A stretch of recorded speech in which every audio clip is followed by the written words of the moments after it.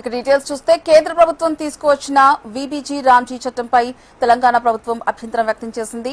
మంత్రి ఉత్తమ్ కుమార్ రెడ్డి అధ్యక్షతన జరిగిన కేబినెట్ సబ్ కమిటీలో గ్రామీణ ఉపాధి రాష్ట్రాల పరిరక్షణే ధ్యేయంగా కేంద్ర నిర్ణయాన్ని న్యాయపరంగా రాజ్యాంగపరంగా సవాల్ చేయాలని ఏకగ్రీవంగా నిర్ణయించింది. కొత్త చట్టంలో ప్రతిపాదించిన 60 రోజుల ఉపాధి విరామం గ్రామీణ ప్రాంతాల్లో ప్రాక్టికల్ గా సాధ్యం కాదని సబ్ కమిటీ అభిప్రాయపడింది.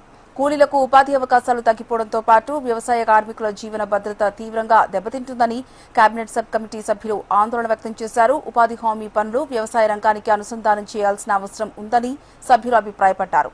జాతీయ గ్రామీణ ఉపాధి హామీ పథకం నుంచి మహాత్మాగాంధీ పేరు తొలగించడం సముచితం కాదని కమిటీ స్పష్టం చేసింది. ఈ చట్టానికి వ్యతిరేకంగా విడివిడిగా కాకుండా అన్ని రాష్ట్రాలు కలుపుకొని ఉమ్మడి కార్యాచరణ చేపట్టాలని సబ్ కమిటీ నిర్ణయించింది.